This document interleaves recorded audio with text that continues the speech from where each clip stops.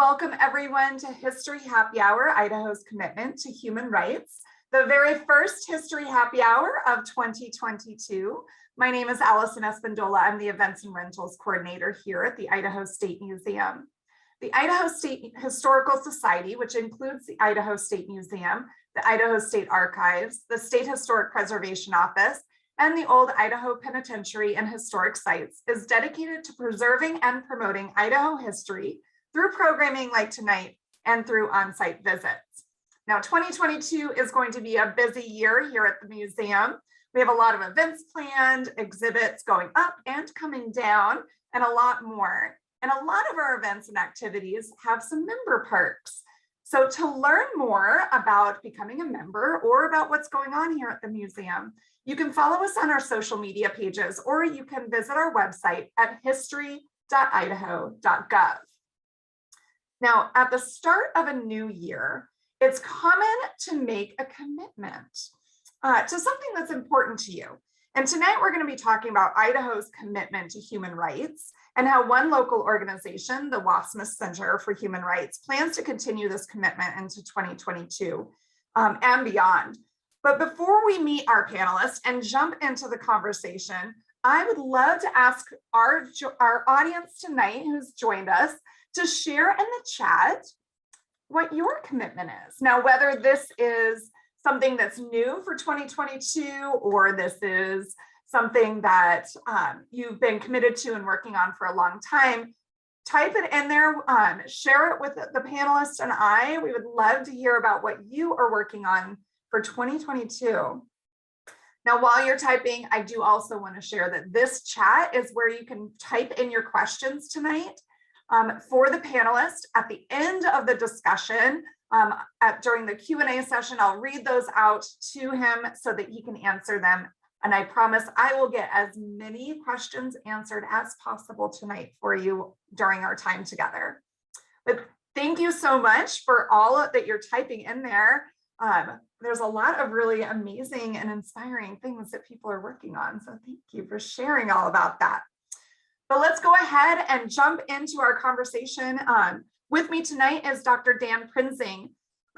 Dr. Prenzing has a Bachelor's of Arts in History, Secondary Education, a Master of Arts in Curriculum and Instruction, and a Master of Arts in History and Government, as well as a PhD in Educational Administration.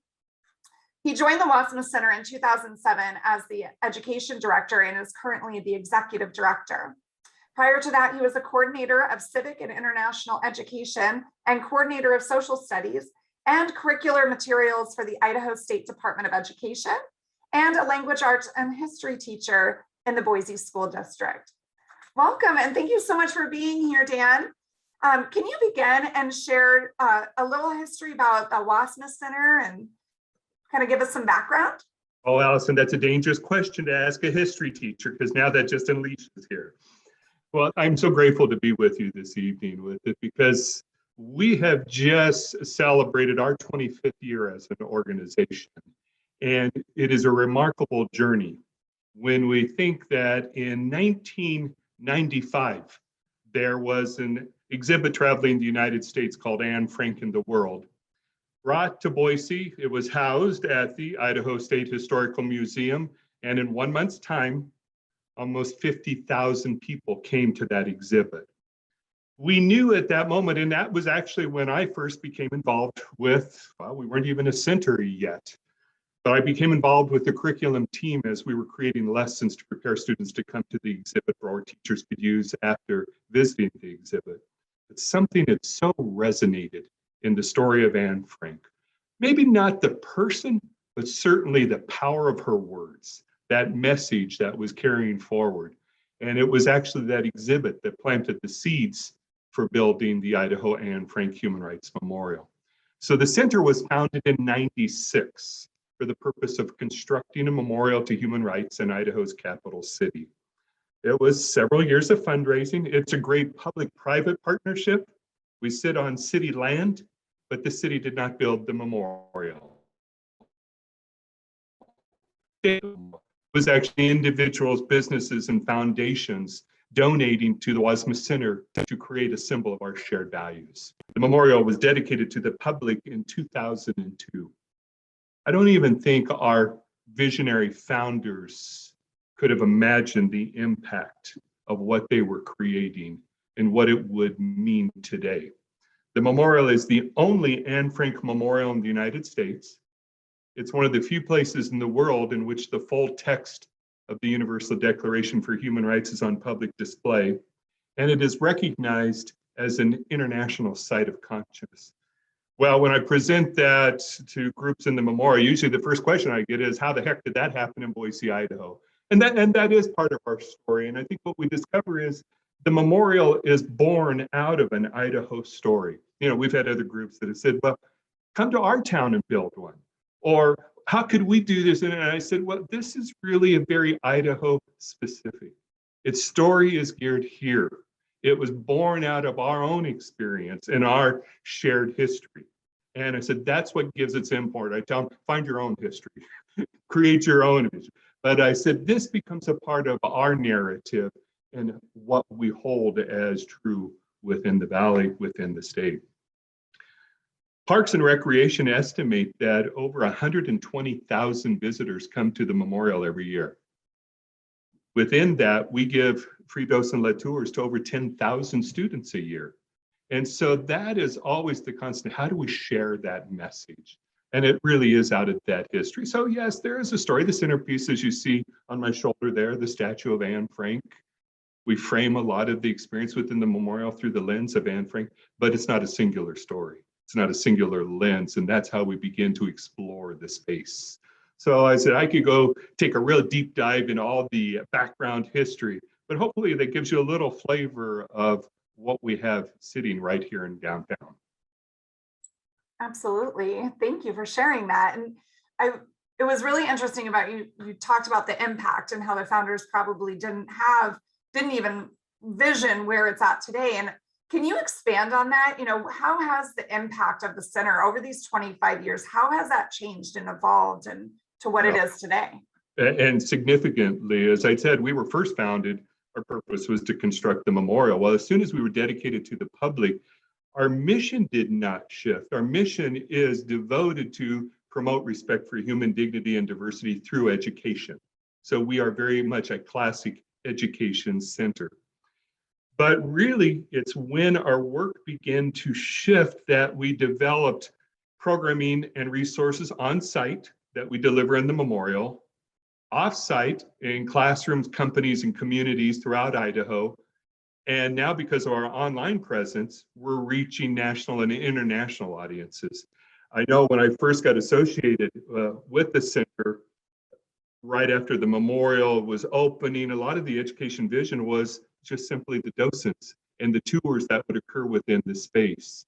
There wasn't an expanded vision of really what programming and human rights would look like beyond on site.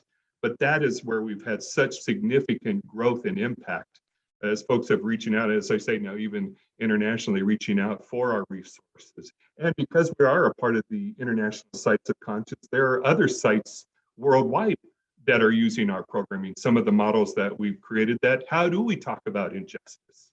Or how do we talk about being an upstander to confront a spiral of injustice? How do I interrupt it? And so there become core themes in our work that others have gravitated to and the models that we have created. You know, Allison, to that point, as we say, we're an education center. So we're very education based, we're very research based. So what we produce, what we promote, it's born out of our research. And we will spend great, year or more in developing a program because A, we're a small staff, but B, we want the research behind it. What are the findings and what are the best models for both teaching and learning? And with that education component, why was that such a critical piece to kind of really focus in on? Because that is a topic that could take a lot of different, audiences. Why is education so important? We have a tagline that we've used over the years, changing hearts and minds. And it's really been our approach as an education center, the impact on the one-to-one, be that one student at a time, one educator at a time, one community at a time. With it, that how do we begin to engender and hold true those values that promote a community, that hold us together as a society with it. And certainly of late, we've been feeling the tear at that and the divides at it. And so how do we create that opportunity for conversation? I'm first to always say, if we are a true democracy, it doesn't mean that we all have to agree, but somewhere we have to be able to come to the table and have a conversation. And in having a conversation, we do have to listen to each other. We need to be heard, and we also need to be able to express those differences. So you and I may never agree. That's okay. That's a democracy. But can we have that conversation that's based in civility and respect? That's so much of what the work of the center is, and that really is born out of Anne Frank's story, what she modeled in her writing, that hope for humanity, where she even begins to question, why were they being treated like this just because they were Jews? And when she's questioning at her young age what's happening on the streets below, and the story that she shares with it, that becomes a real source of inspiration for us. It's how do we take those words to heart and then create the opportunity and programming resources to bring them to life for others.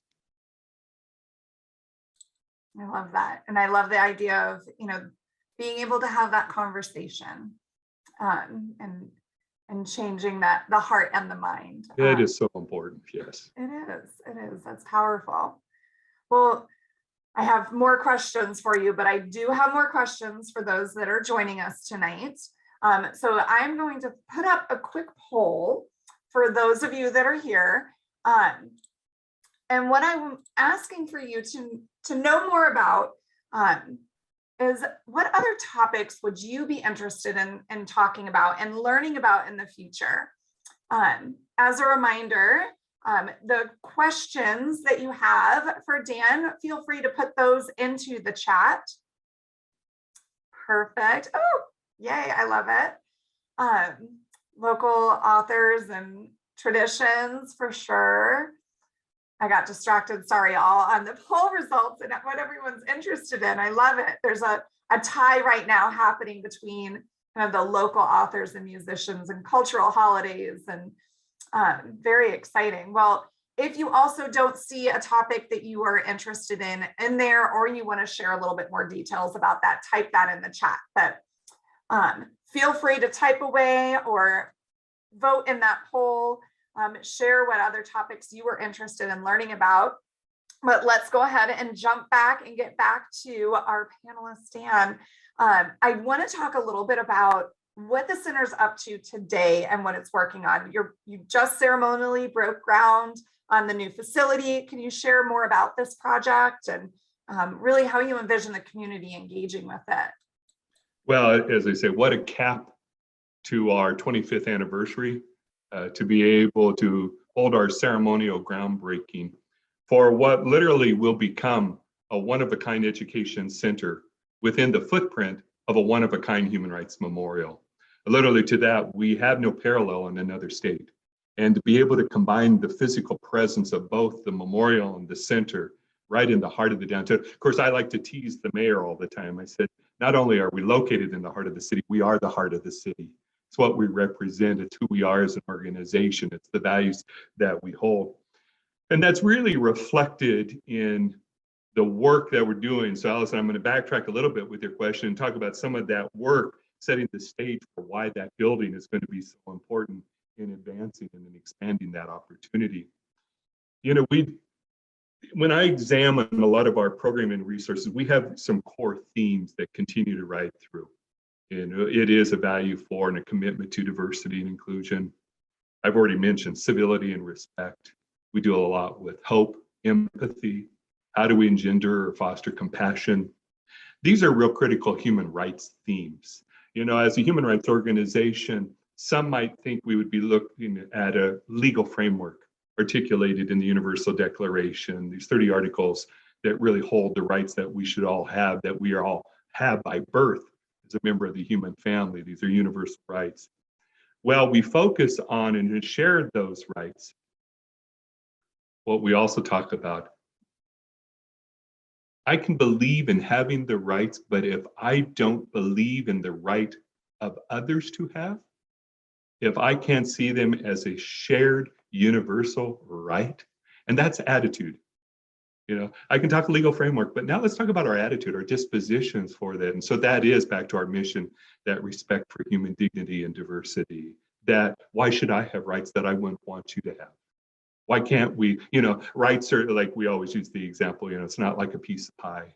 It's not a limited finite, that there's plenty to go around that we can all share. And as one lifts up, we all lift up with it. And so a lot of our work in programming really focuses on those human rights dispositions. We see that in a certification program. We have a diversity, equity, and inclusion program for the workforce built on those values. How do we bring those values into the workplace? How can I be an upstander in the workplace? When we hear those jokes or comments at the water cooler, what am I going to do? Am I going to say nothing and literally become complicit? Or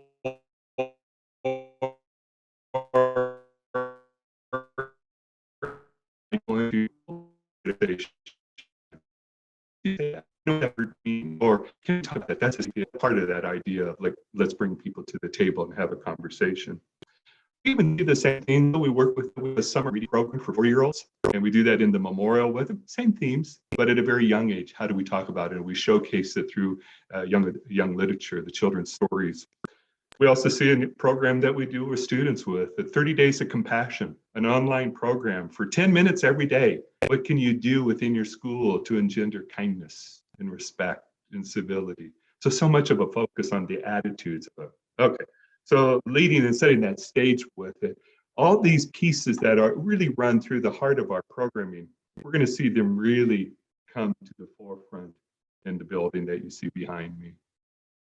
First of all, architecturally, it is going to become one of the showplaces in the capital city.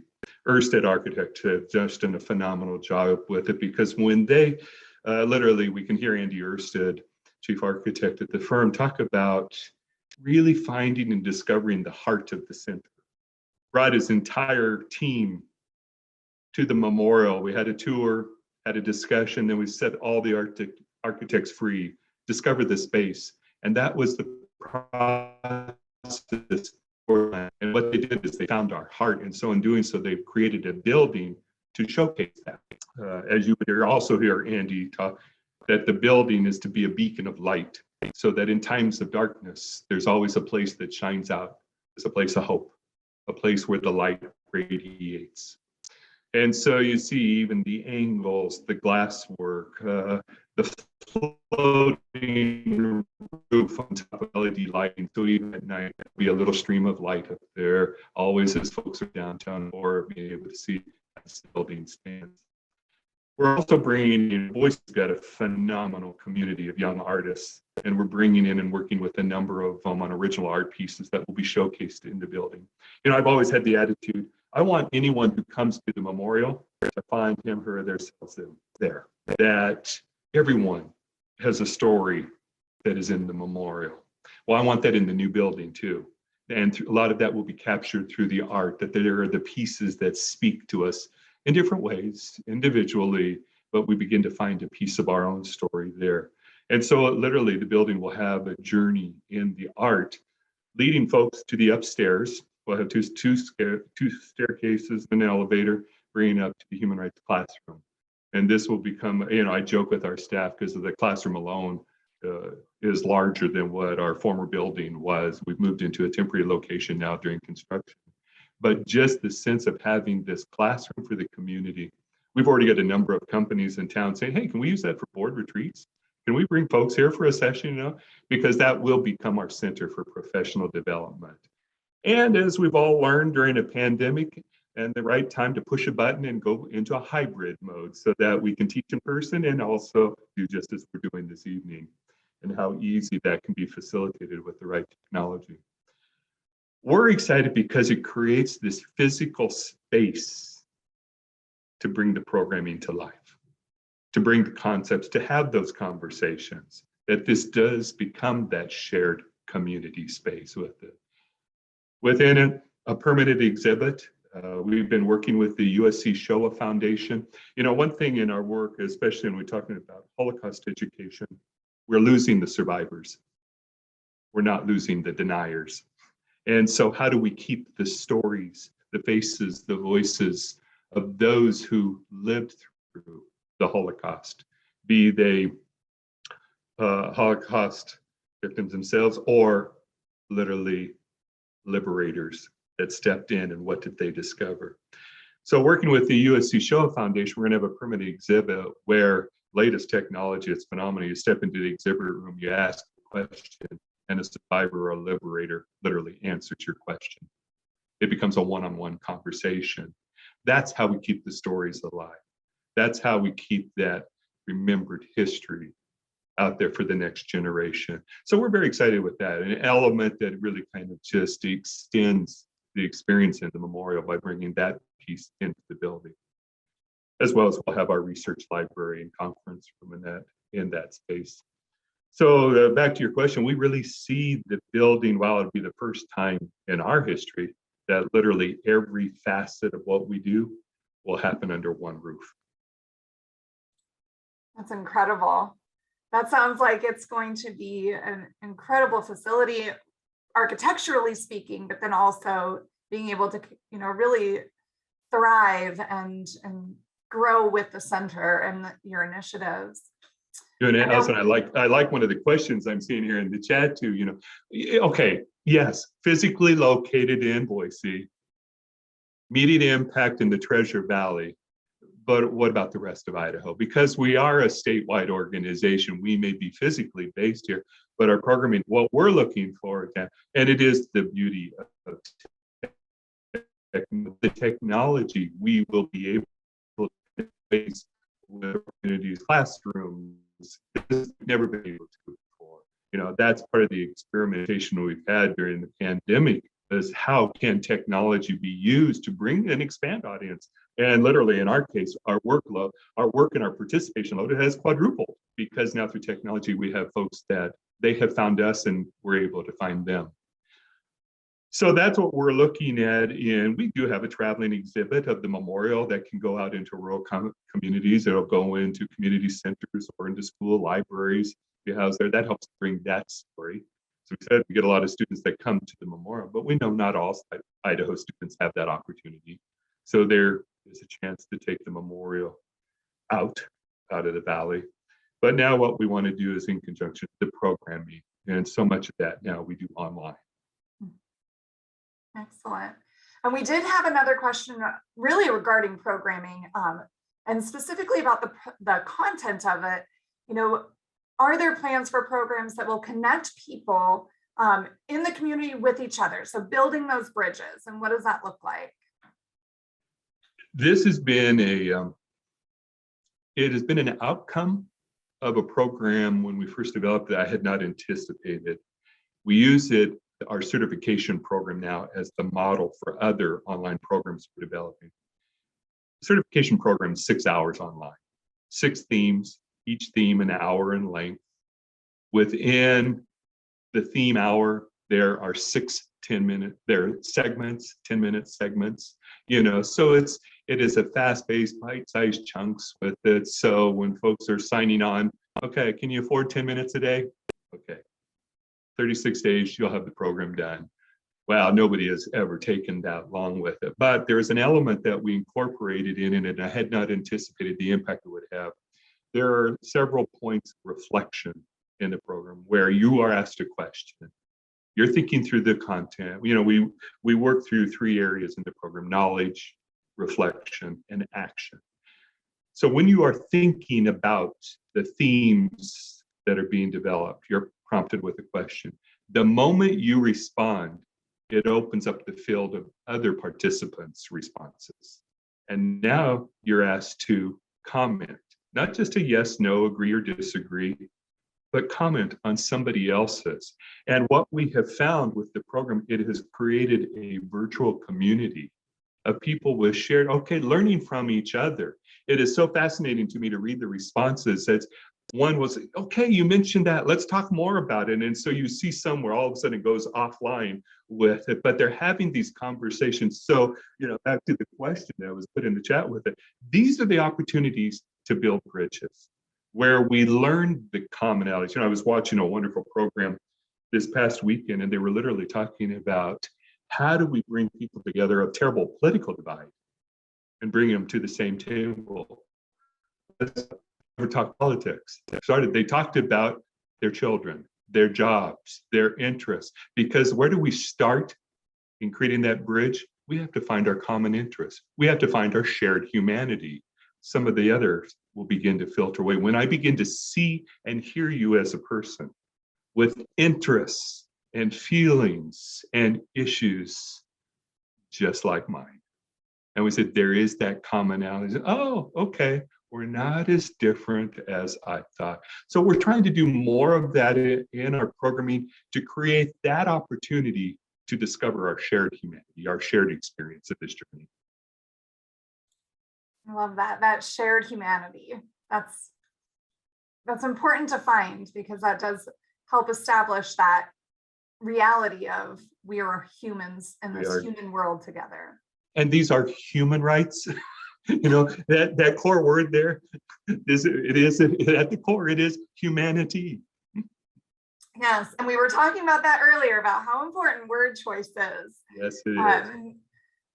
Really being able to pick the words and understand what the power they have. Yes. We do have one last question before we wrap up tonight. And here it is. Has it been connected to any senior grandparents program? And is there a certification shared with the AARP Idaho? So the outreach program, being able to have that for more of the senior population. We have actually, I think I did a presentation not too long ago with AARP groups with it, and we did talk briefly about the certification. We have other programming though too on a new one we're developing on the history of human rights in Idaho through the lens of our spiral of injustice, part of our own stories within the state. We're doing another programming that really is on community building. So it's diversity, inclusion, civility, respect, empathy, and hope. And we find those become programs that are applicable to not just a workforce. These are community programs, not just even classroom programs, usually just for our own infants. Now, if you allow me or indulge me a moment, I also have to share a wonderful opportunity for all the audience Monday evening. Because Monday is Idaho Human Rights Day, Martin Luther King Jr. birthday, we do an annual virtual concert. And so the concert, Mountain Time, will be streaming at 7 p.m. We have 10 phenomenal Idaho musicians who will be singing classics from the 1960s and 70s. Those songs now. I admitted it before we went live, Allison, I'm old. Okay, so I speak of a generation, but these were the songs that, he's not heavy, he's my brother. That these were the songs that, A Bridge Over Troubled Water. These were the songs that brought us together in what was a turbulent time there. Well, that is the timeless piece, the universal Declaration of Human Rights. So the theme of the concert, universal and timeless, wonderful hour of music Monday nights. It'll be streaming on our Facebook channel, on our website homepage, and on our YouTube channel. Thank you. And you shared a little bit on where people can find more information. Is there a way for them to sign up to get more, kind of stay in the loop with what the Wassmuth Center is doing? Definitely. Right on our website, wassmuthcenter.org, there is a link you would see that says connect. And folks can send in a connect, either get in our email blasts, get our information about events, programming, online programming. Through the pandemic, like I said, we've learned a lot to be, we've got scholar programs, we do author programs, all online. And the majority of all of our programming, it's free to the public. And that's one of our areas. We're in human rights, and human rights don't just belong to those that can afford them. These are a shared experience. Thank you so much. And I was able to get that link into the chat for you. So if you were in the chat right now, you'd be able to click on that and pull up a link right to that contact form for them.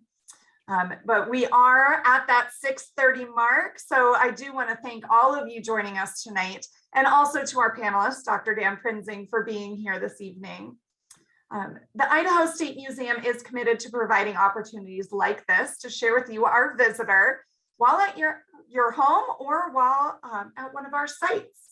One of the ways that we do that is by finding out about who you are and what you like to do and what you want to know more about. So in the chat, there is a link to a survey as well for us. So please take a second to fill that out and share with us more about you. The email that you'll receive tomorrow will also have a link to that, as well as a link to the Wassmuth Center. So make sure you keep an eye open for that email that you'll get tomorrow in your inbox. For up-to-date information, such as our next History Happy Hour, which will be on February 9th, honoring Black History Month, how to become a member, or to sign up for our newsletter, please visit our website at history.idaho.gov and stay up to date on our social media pages. Thank you so much again, and have a great night.